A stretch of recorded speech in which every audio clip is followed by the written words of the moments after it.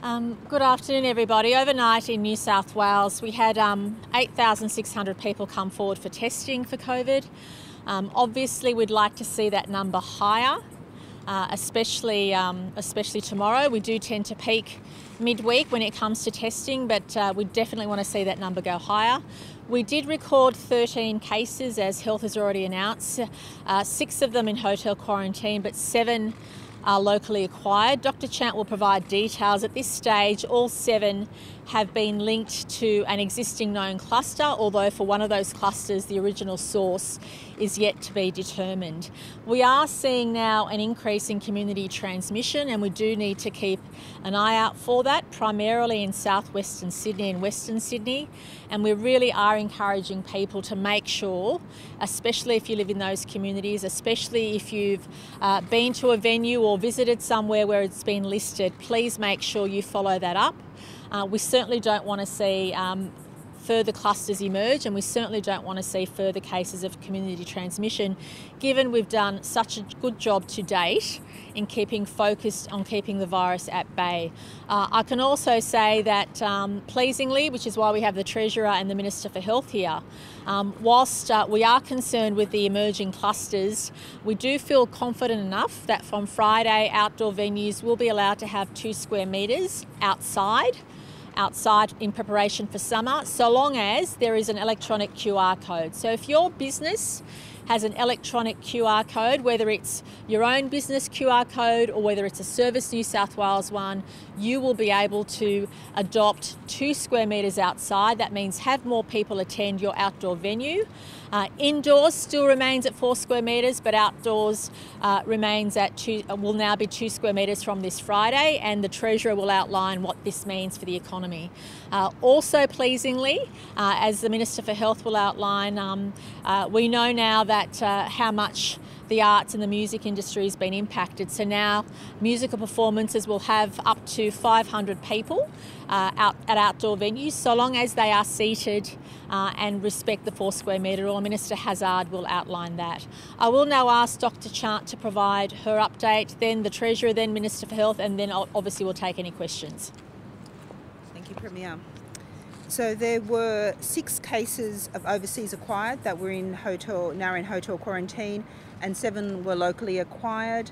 2 of the new locally acquired cases were publicly announced on Monday the 12th of October and were doctors that worked in the A to Z medical clinic and are linked to previously reported cases of an unknown source.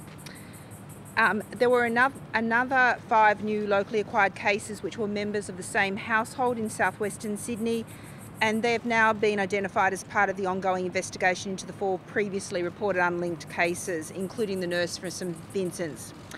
New South Wales Health can advise that one of these new cases is a disability worker who has worked at 3 small group homes in southwestern Sydney. Contact tracing and urgent testing is underway, but we have no evidence of illness at the moment amongst staff and or the residents, but we will keep you updated as that activity continues.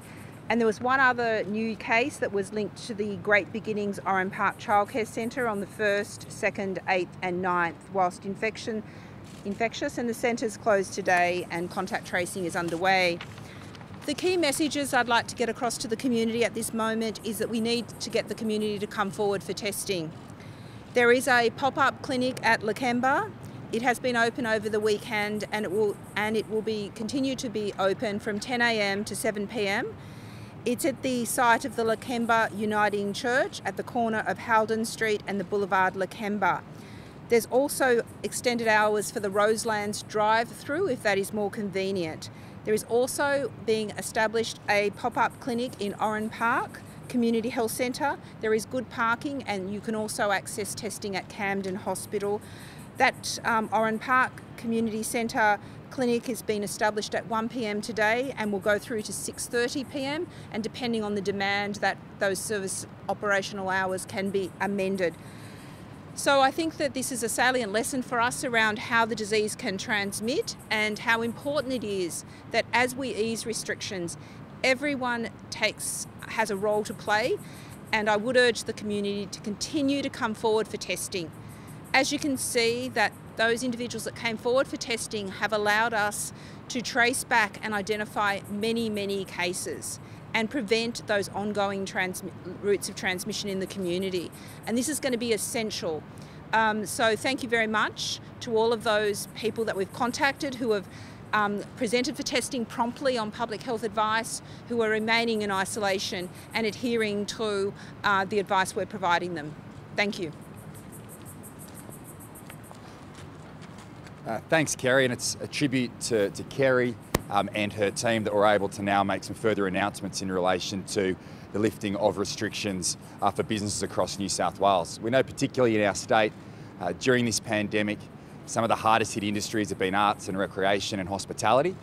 We've seen a reduction in employment between March and September in hospitality of around 14%, in arts and recreation around 11%. So as we head into summer, we want to take New South Wales from being inside to outside, and as part of that, these restrictions today to move to a 2 square metre rule for businesses outside their premises, up to 500 seated at outdoor events and music events. And James, I know your father's in the press release, so you better give it a good run, supporting the government's decision today.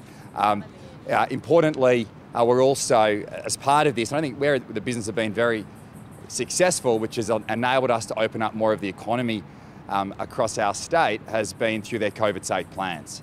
And crucial to that has been the use of QR codes. So as part of this announcement today, what we're asking businesses to do is to implement a QR code system to go to a 2 square metre rule.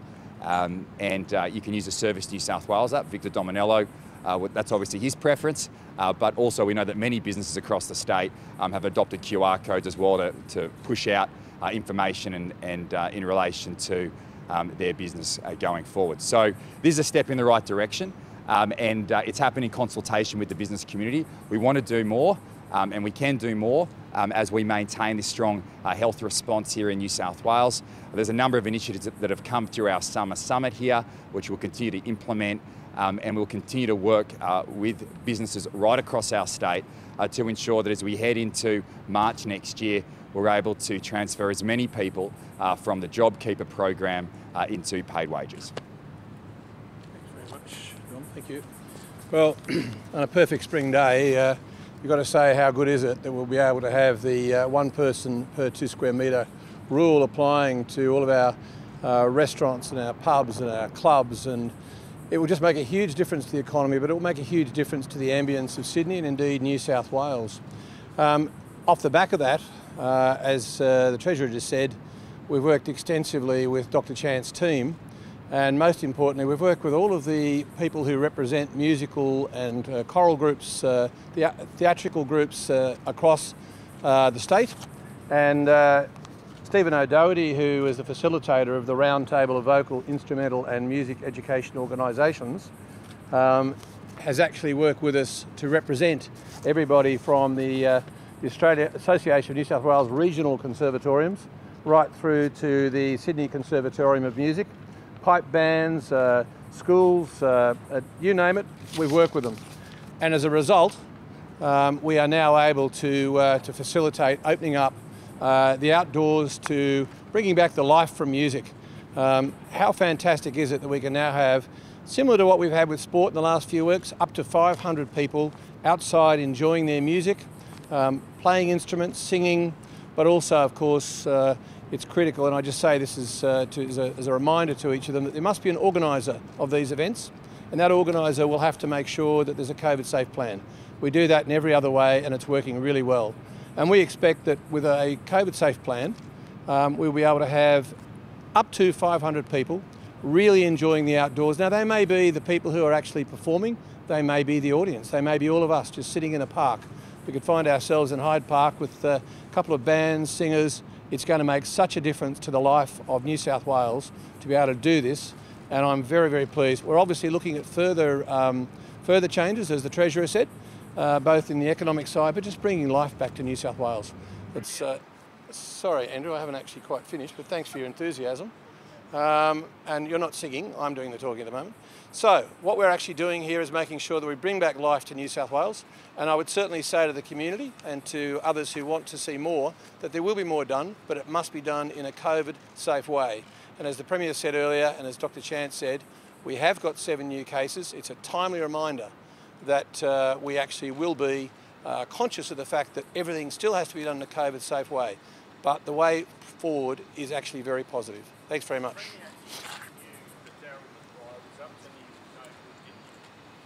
Said to him in a 2017 phone call when he was talking about Badgerys Creek land deals, I don't need to know that. Mr. Clennell, I reject that assumption strongly. I've always acted in the best interest of the people of this state. I've not done anything wrong. I've not done anything wrong, and the matters you raise have already been looked at by the integrity body. Do you think it's okay for MPs to get a cut from developers on the side? Look, I've obviously already made my comments known about that. I will not tolerate, never have and never will, any improper conduct by any MP. And if I... The problem is no one can take you seriously after this event. And it's not about the personal, it's about the professional. Why didn't you pull up Daryl McQuaid in any of these phone calls? Well, look, Why didn't you report any of this behaviour? He was clearly lobbying for developers while you were Premier and he was a parliamentary secretary. Why didn't you act on this matter? well, look, that's all your opinion, Mr. Clennell, but I'll say this. At all times I've acted in the best interests of this state. Had I known that any wrongdoing was occurring at any stage, I would not have hesitated to act. In fact, I acted very swiftly when I've had to. And I say again, I'd be the first one to put up my hand and admit I've done anything wrong, but I haven't. Okay, well, you said to him, they seem to think it's in your electorate. I didn't say anything to my staff.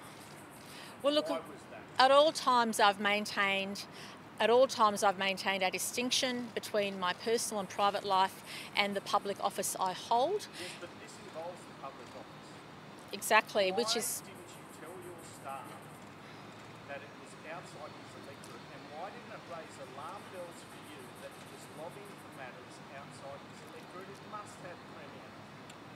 Look, it's really important for me to stress again that at all times there was a clear distinction between my personal life and the way I conducted my public office. There always has been and always will be.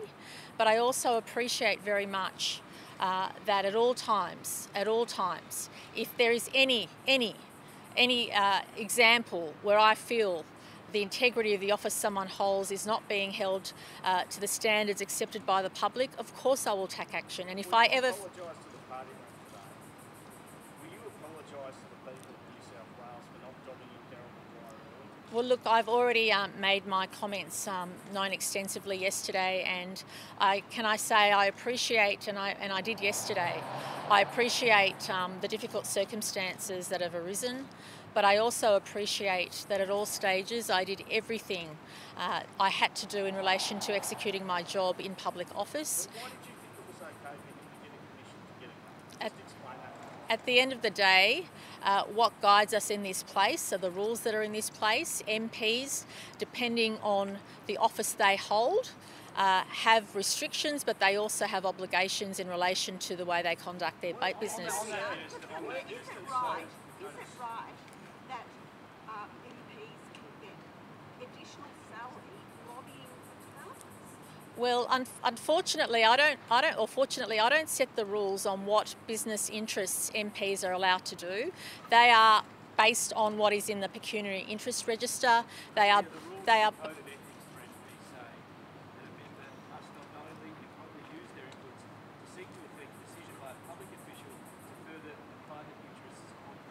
Correct, and that is exactly what. No, but that's a different question I was asked there. But the question I was asked there is a different one. In relation to what members are able to do, that is enshrined in various codes and standards. I don't set those rules. They've been adopted previously and are enforced by various bodies. And in relation to your question, sorry, can you repeat it?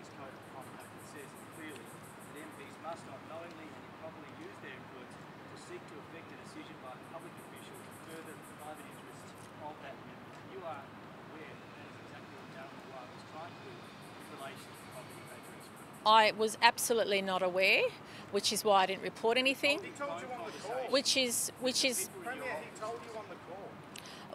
which is why that is He never reported The matters before the ICAC involving Mr Maguire are subject to those investigations. I stress again that I did nothing wrong, and if I had, I'd be the first one to put my hand up. Do you admit you should have reported him there? You reported him earlier, and he is indeed found corrupt. You could have prevented corruption. Can I say this also, that regrettably, Mr Maguire approached a number of people in government, a number of public servants.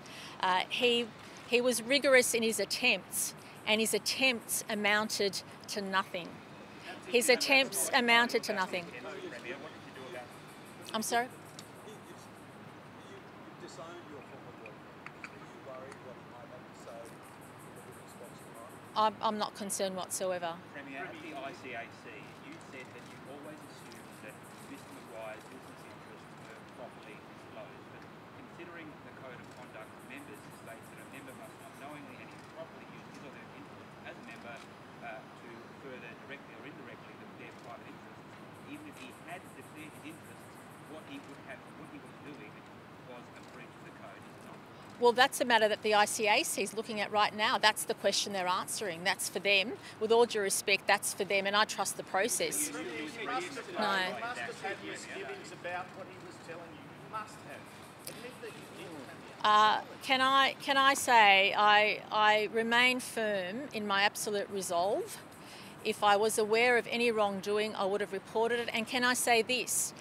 He approached a number of people, and I'm sure if any of them were aware of wrongdoing, a number of other colleagues, a number of public servants were approached by him. And unfortunately, you take people at face value, you trust them. This person had been in Parliament for 15 years. And unfortunately, sometimes people are able to get away with things without a lot of people realising. Is it still your position? Yesterday you said that MPs, as long as they declare their interests, they can lobby on behalf of the others to get a No. Still your position? No. Stated yes. No, there are various rules and obligations and business interests which are outlined in the code that parliamentary secretaries and members of parliament are able to engage in. Those activities are not determined by me, they're determined by various bodies. I enforce the ministerial code, however the activities that can be undertaken by MPs, and if people want to put to me in the government a further restriction of what business activities or business interests members should have, that is something the government is happy to consider, and I welcome if the ICAC or any other body wants to make recommendations to further restrict what activities are allowed to take place. I will be more than happy to look at it. From your relationship with Mr Maguire, did you ever classify him as a spouse? No way. No way. Premier, yesterday, Premier, you were asked in the ICAC, it's true that at the time of the 2015 election you were in a close personal relationship with Mr Maguire, and you said slightly after or thereabouts.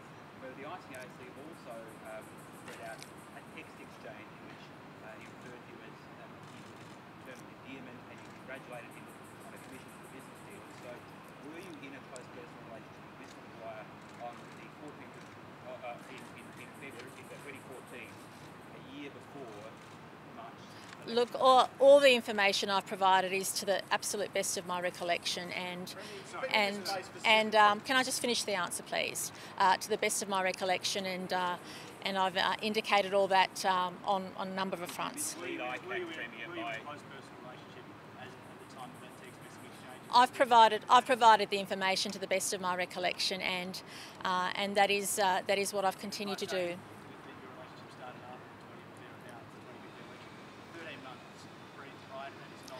Well, can I say it is a very subjective and personal thing as to when you think something changed from a friendship to a close personal relationship. It is a very subjective thing, and I provided information to the best of my recollection and in full openness. And in fact, I was as open as I could be for someone who's very private.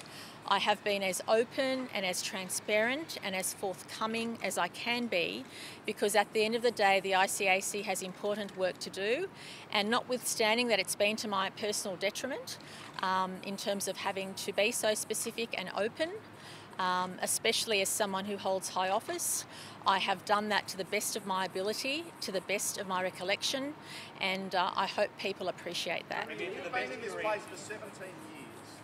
At any other time has an MP spoken to you about getting a cut on a land deal? Well, look, at the end of the day, we know that members have multiple interests. Members. Sorry, Premier, yes or no? Has any other MP spoken to you in your 17 years in Parliament about getting a cut on a land deal? Well, Mr. Clennell, I can't recollect what every single MP has said to me over 17 years. And if I gave you an answer today, it wouldn't be honest, because who could remember back 17 years worth of conversations? But I can tell you this, that at every stage, or at any stage, if myself or my colleagues ever had a hint that there was any wrongdoing done or any intent to do wrongdoing, of course that would have been reported. And as I said yesterday, I trusted someone who didn't deserve to have my trust, and I'm deeply regretful of that. I really hate that that happened, and I can't. Has a case to answer all corruption allegations against him in 2018, forced him out of Parliament. Isn't that the moment where professionally you have to say, I either remain Premier or I'm with this man? Well, again, I made, please look at my comments yesterday, which I answered extensively, Mr. Clennell, and please refer to those. I answered that question a number of times yesterday, both at the hearing and also here in public view of everybody, so I just ask you to refer to those comments. Do you think your Liberal colleagues have all of them have accepted your apology today? Well, look, I think I don't blame my colleagues for feeling shocked and disappointed. I would. That's a normal feeling to have, and of course I don't blame them for going through all the emotions of what they've heard, but I also say that I've been very, very grateful and feel really blessed to have had warm words of support that they've given me. But I appreciate some colleagues will react differently to others, and that's normal human reaction when you hear something you don't expect. And certainly I haven't expected to go through the process I've been through. I didn't expect to have to give those personal details to the extent I did when I haven't been accused of doing anything wrong. And I appreciate how difficult this is. It is not a situation I'd wish upon anybody, let alone anybody in my position. I don't wish anybody to have to go through that. But having said that, I just wanted to say a deep thank you to my colleagues who've been so understanding, and also to members of the public who've been really understanding. And the way in which I will return that support is by working my guts out for the people of this state. I made horrible mistakes in my personal and private life that I did not realise, that I trusted somebody I should not have, and of course I deeply regret that. But that never. And can I? Questions that I came didn't imply that you hadn't done anything wrong, did they? They were asked with suspicion that you had in fact done something wrong. No, I've done nothing wrong, and at all times that I've held public office, I've executed my responsibilities, not only to the best of my ability, but according to the highest levels of integrity. Given the phone taps yesterday,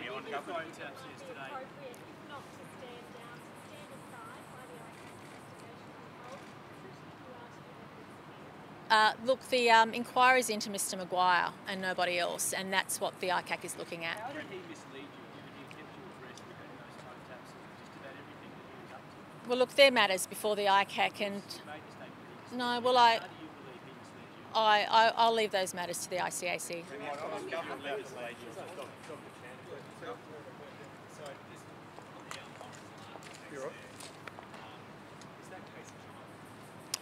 There are a number of, obviously, yes, it was a child at the childcare centre who attended the childcare centre. Yeah, we can certainly provide some details for you.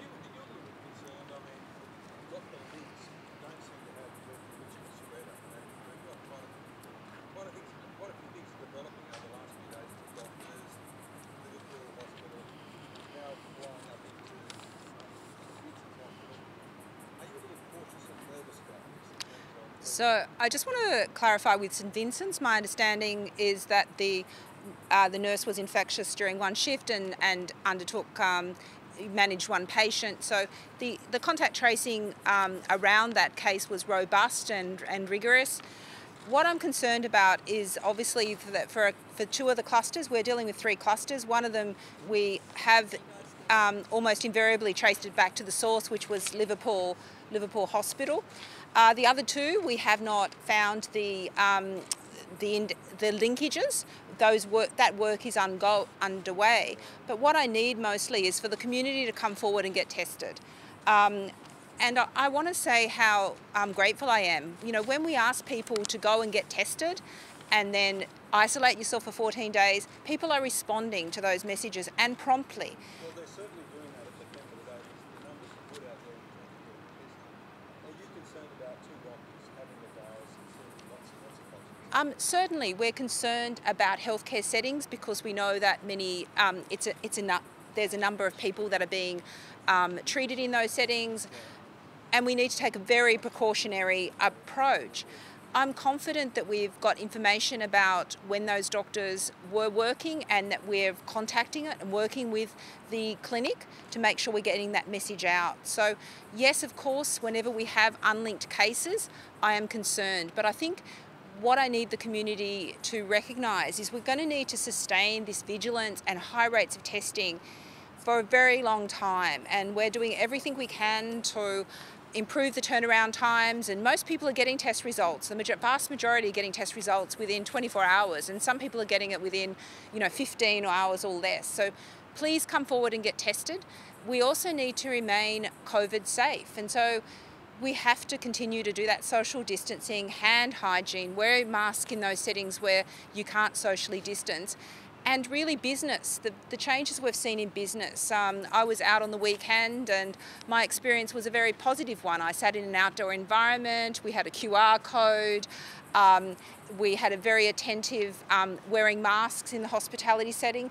So for me it was a very COVID safe environment and showed how business is really stepping up in terms of this is going to be a long haul going forward.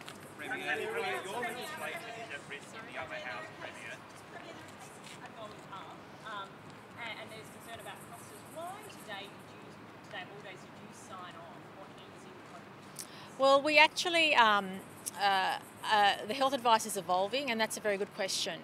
So we are concerned with the number of community cases we have at this stage. But we also know, based on Dr. Chan's advice, that outdoor, and I just want to specify the 2 square metre rule is only for outdoor. Outdoor settings carry lower risk, and especially with the warmer months coming, the health advice we received is that that was an okay step to take. But I think your question is a legitimate one. We never want to be in a position where we go backwards in New South Wales. And I am concerned, and Dr. Chan has expressed, the number of clusters we have at the moment that are growing is of concern.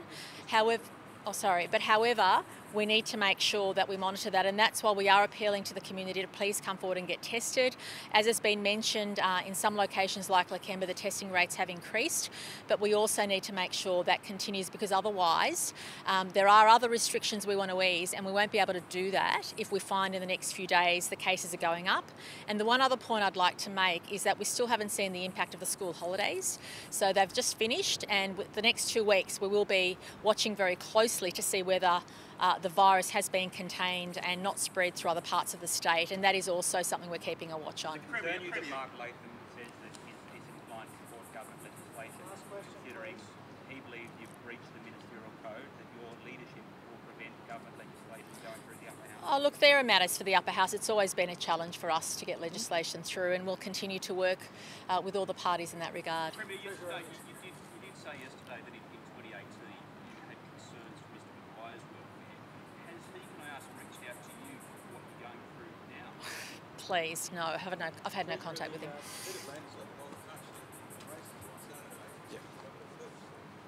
Race is on Saturday. I'll be there. Everest, going to be a great day. And this is what we want to do. We want these events that are going to occur over spring and summer. We want the New South Wales economy to be as open as possible. So any day where we're easing restrictions is a good day.